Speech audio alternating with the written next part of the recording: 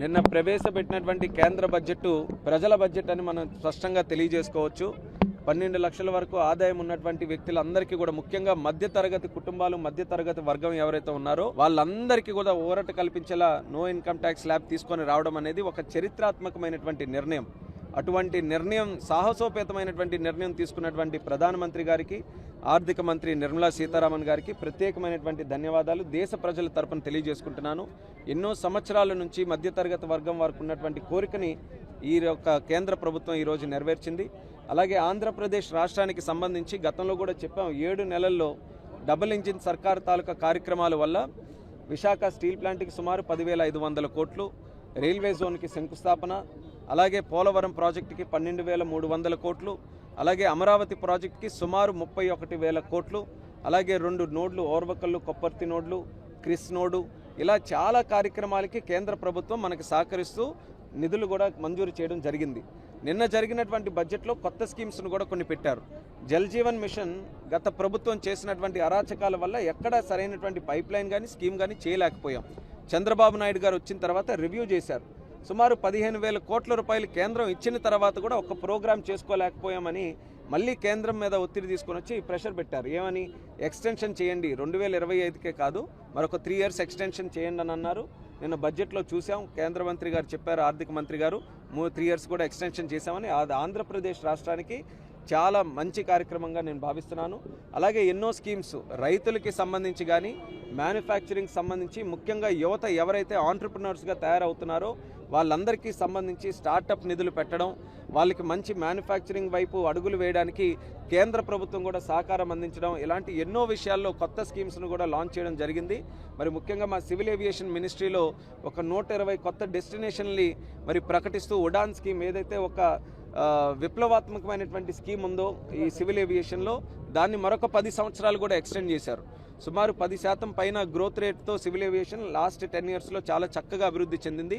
ఇంకో 10 సంవత్సరాలకి భవిష్యత్తు కూడా మంచి పునాది వేస్తూ ప్రధానమంత్రి గారు కూడా మేము పెట్టినటువంటి రిక్వెస్ట్ని అంగీకరిస్తూ ఉడాన్ స్కీమ్ని కూడా ఎక్స్టెండ్ చేశారు. దాని తాలూకా లబ్ధి ముఖ్యంగా ఆంధ్రప్రదేశ్ రాష్ట్రానికి, అలాగే దేశం కూడా అందరికీ కూడా లభిస్తుందని మేము ఆశిస్తున్నాం. అలాగే భవిష్యత్తులో కేంద్ర బడ్జెట్నే కాకుండా మిగిలినటువంటి సమస్యలు కూడా ఏవైతే విభజన చట్టం నుంచి కూడా కొన్ని సమస్యలు అలాగే వస్తూనే ఉన్నాయి, చాలా వరకు కూడా పరిష్కారం ఈరోజు అందించగలిగాం.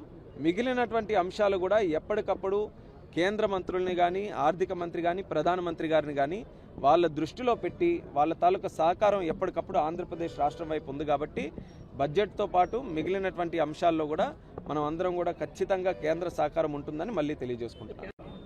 ఇప్పుడు నేను చెప్పినటువంటి అంశాలే 6-7 అంశాలు. గతంలో 5 సంవత్సరాలు వాళ్ళు కూడా ఇదే స్థాయిలో ఎంత మెజారిటీతోనే రాష్ట్ర ప్రభుత్వంలో కానీ, కేంద్రానికి పార్లమెంట్ సభ్యులు పంపించడంలో కానీ ప్రజలు ఎక్కడా లోటు చేయలేదు.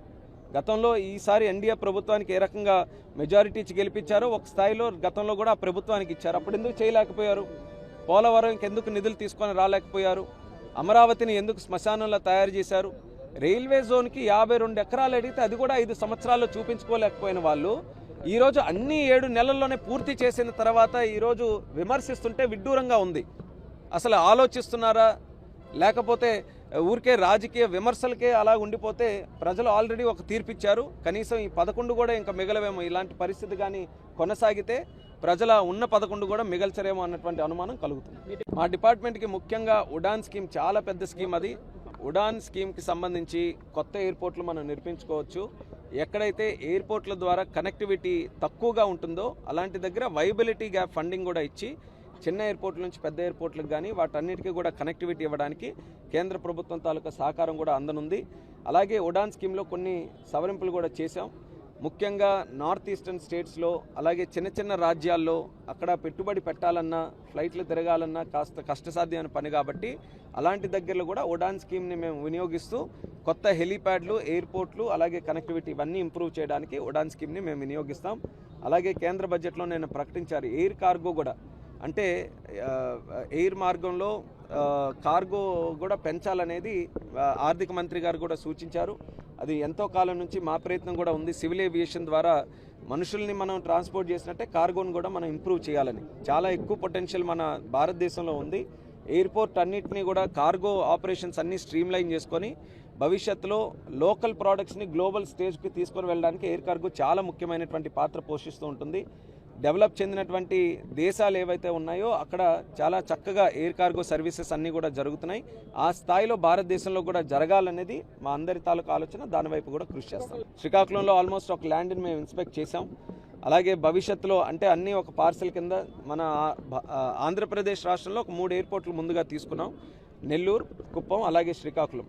మూడిట్లోనూ కూడా కొన్ని సైట్స్ని మనం ఐడెంటిఫై చేసుకొని ఫీజిబిలిటీ రిపోర్ట్ వచ్చిన వెంటనే తదుపరి చర్యలకి మూవ్ అవుతాం. అలాగే ఢిల్లీలో మనకి ఎన్నికలు జరుగుతున్నటువంటి సందర్భంలో ఎన్డీఏ కూటమిలో భాగంగా చంద్రబాబు నాయుడు గారు కూడా ఆహ్వానించడం జరిగింది. అక్కడ ఉన్నటువంటి ఎన్నికల క్యాంపెయిన్లో కూడా చంద్రబాబు నాయుడు గారు దాన్ని అంగీకరిస్తూ ఈరోజు పార్టిసిపేట్ చేయడానికి కేంద్రం ఢిల్లీ రాజధానికి కూడా వెళ్తున్నారు. మరి అక్కడ చాలా మంది తెలుగు వాళ్ళు ఎన్నో సంవత్సరాలు పైబడి కేంద్ర ప్రభుత్వంలో కానీ లేకపోతే అక్కడ స్థానికంగా కానీ ఎన్నో ఇండస్ట్రీస్ లో ఫ్యాక్టరీస్ లో కూడా అక్కడ పనిచేస్తూ ఎంతో మంది స్థిరపడి ఉన్నారు. వాళ్ళందరికీ కూడా మోటివేట్ చేసే విధంగా ఎన్డీఏ ప్రభుత్వం ఈ రోజు మన ఆంధ్రప్రదేశ్ రాష్ట్రంలో చూస్తున్నాం. కేంద్రం రాష్ట్రం రెండు దగ్గరలో కూడా ఒకే ప్రభుత్వం ఉంటే డబుల్ ఇంజిన్ సర్కార్ ఏర్పడితే దాని ఫలితాలు ఏ రకంగా ఉంటాయో మనం ప్రత్యక్షంగా చూస్తున్నాం. ఢిల్లీ భారతదేశానికి రాజధాని లాంటిది. అటువంటి రాజధాని కూడా డెవలప్ అవ్వాలి. రాజధాని ప్రపంచ స్థాయిలో ఒక ఉన్నతమైనటువంటి ఒక నగరంగా తయారు చేయాలనేది ఎన్డీఏ ప్రభుత్వం తాలూకు ఆలోచన.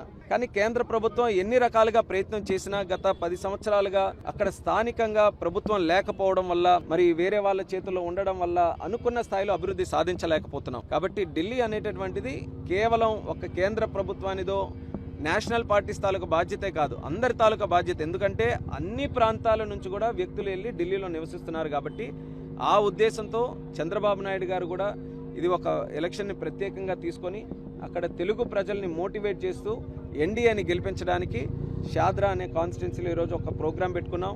అలాగే తెలుగు సొసైటీ వాళ్ళందరూ ముఖ్యంగా మహిళలతో కూడా మరొక ప్రోగ్రాం పెట్టుకున్నాం. మరి వాళ్ళు కూడా ఎంతో ఆసక్తిగా చూస్తున్నారు. చంద్రబాబు నాయుడు గారు అనంటే తెలుగు ప్రజల అందరి తాలూకా లీడర్, ఆయన ఒక బ్రాండ్ ఉన్నటువంటి నాయకుడు దేశ స్థాయిలో. కాబట్టి ఢిల్లీలో కూడా ఎంతో ఆతృతగా ఆయన పార్టిసిపేట్ చేయాలని కోరారు. ఆయన కూడా అంగీకరించి ఈరోజు రావడం జరుగుతుంది. నిన్న ప్రవేశపెట్టినటువంటి కేంద్ర బడ్జెట్ ప్రజల బడ్జెట్ అని మనం స్పష్టంగా తెలియజేసుకోవచ్చు. 12 లక్షల వరకు ఆదాయం ఉన్నటువంటి వ్యక్తులందరికీ కూడా, ముఖ్యంగా మధ్యతరగతి కుటుంబాలు, మధ్యతరగతి వర్గం ఎవరైతే ఉన్నారో వాళ్ళందరికీ కూడా ఊరట కల్పించేలా నో ఇన్కమ్ ట్యాక్స్ స్లాబ్ తీసుకొని రావడం అనేది ఒక చరిత్రాత్మకమైనటువంటి నిర్ణయం. అటువంటి నిర్ణయం, సాహసోపేతమైనటువంటి నిర్ణయం తీసుకున్నటువంటి ప్రధానమంత్రి గారికి, ఆర్థిక మంత్రి నిర్మలా సీతారామన్ గారికి ప్రత్యేకమైనటువంటి ధన్యవాదాలు దేశ ప్రజల తరపున తెలియజేసుకుంటున్నాను. ఎన్నో సంవత్సరాల నుంచి మధ్యతరగతి వర్గం వారికి ఉన్నటువంటి కోరికని ఈ యొక్క కేంద్ర ప్రభుత్వం ఈ రోజు నెరవేర్చింది. అలాగే ఆంధ్రప్రదేశ్ రాష్ట్రానికి సంబంధించి గతంలో కూడా చెప్పాం, 7 నెలల్లో డబుల్ ఇంజిన్ సర్కార్ తాలూకా కార్యక్రమాల వల్ల విశాఖ స్టీల్ ప్లాంట్ కి సుమారు 10,500 కోట్లు, రైల్వే జోన్ కి శంకుస్థాపన, అలాగే పోలవరం ప్రాజెక్టు కి 12,300 కోట్లు, అలాగే అమరావతి ప్రాజెక్టు కి సుమారు 31,000 కోట్లు, అలాగే 2 నోడ్లు ఓర్వకల్లు కొప్పర్తి నోడ్లు, క్రిస్ నోడు, ఇలా చాలా కార్యక్రమాలకి కేంద్ర ప్రభుత్వం మనకి సహకరిస్తూ నిధులు కూడా మంజూరు చేయడం జరిగింది. నిన్న జరిగినటువంటి బడ్జెట్ లో కొత్త స్కీమ్స్ కూడా కొన్ని పెట్టారు. జల్ జీవన్ మిషన్ గత ప్రభుత్వం చేసినటువంటి అరాచకాల వల్ల ఎక్కడ సరైనటువంటి పైప్ లైన్ గానీ స్కీమ్ గానీ చేయలేకపోయాం. చంద్రబాబు నాయుడు గారు వచ్చిన తర్వాత రివ్యూ చేశారు. సుమారు 15,000 కోట్ల రూపాయలు కేంద్రం ఇచ్చిన తర్వాత కూడా ఒక ప్రోగ్రామ్ చేసుకోలేకపోయామని మళ్ళీ కేంద్రం మీద ఒత్తిడి తీసుకొని వచ్చి ప్రెషర్ పెట్టారు. ఏమని? ఎక్స్టెన్షన్ చేయండి, 2025కే కాదు మరొక 3 years ఎక్స్టెన్షన్ చేయండి అని అన్నారు. నిన్న బడ్జెట్ లో చూసాం, కేంద్ర మంత్రి గారు చెప్పారు, ఆర్థిక మంత్రి గారు 3 years కూడా ఎక్స్టెన్షన్ చేశామని. అది ఆంధ్రప్రదేశ్ రాష్ట్రానికి చాలా మంచి కార్యక్రమంగా నేను భావిస్తున్నాను.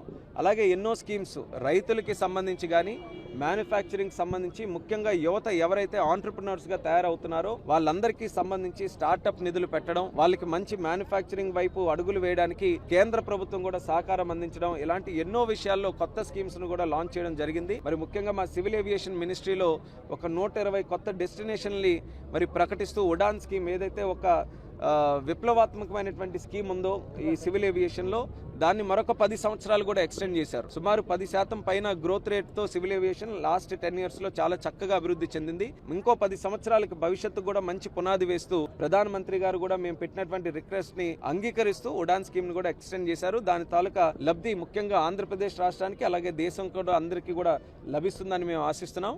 అలాగే భవిష్యత్తులో కేంద్ర బడ్జెట్ నే కాకుండా మిగిలినటువంటి సమస్యలు కూడా ఏవైతే విభజన చట్టం నుంచి కూడా కొన్ని సమస్యలు అలాగే వస్తూనే ఉన్నాయి, చాలా వరకు కూడా పరిష్కారం ఈ రోజు అందించగలిగాం.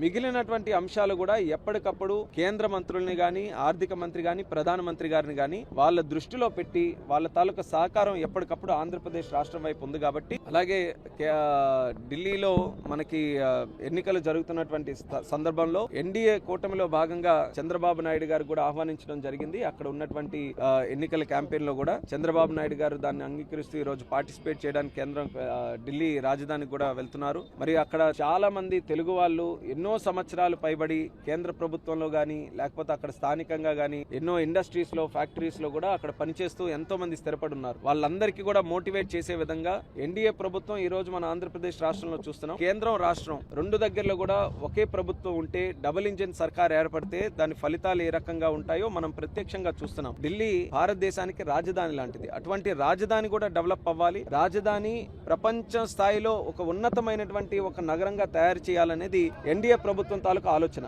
కానీ కేంద్ర ప్రభుత్వం ఎన్ని రకాలుగా ప్రయత్నం చేసినా గత 10 సంవత్సరాలుగా అక్కడ స్థానికంగా ప్రభుత్వం లేకపోవడం వల్ల, మరి వేరే వాళ్ళ చేతుల్లో ఉండడం వల్ల అనుకున్న స్థాయిలో అభివృద్ధి సాధించలేకపోతున్నాం. కాబట్టి ఢిల్లీ అనేటటువంటిది కేవలం ఒక కేంద్ర ప్రభుత్వానిదో, నేషనల్ పార్టీస్ తాలూకా బాధ్యతే కాదు, అందరి తాలూకా బాధ్యత. ఎందుకంటే అన్ని ప్రాంతాల నుంచి కూడా వ్యక్తులు వెళ్ళి ఢిల్లీలో నివసిస్తున్నారు. కాబట్టి ఆ ఉద్దేశంతో చంద్రబాబు నాయుడు గారు కూడా ఇది ఒక ఎలక్షన్ని ప్రత్యేకంగా తీసుకొని అక్కడ తెలుగు ప్రజల్ని మోటివేట్ చేస్తూ ఎన్డీఏని గెలిపించడానికి షాద్రా అనే కాన్స్టిట్యున్సీలో ఈరోజు ఒక ప్రోగ్రాం పెట్టుకున్నాం.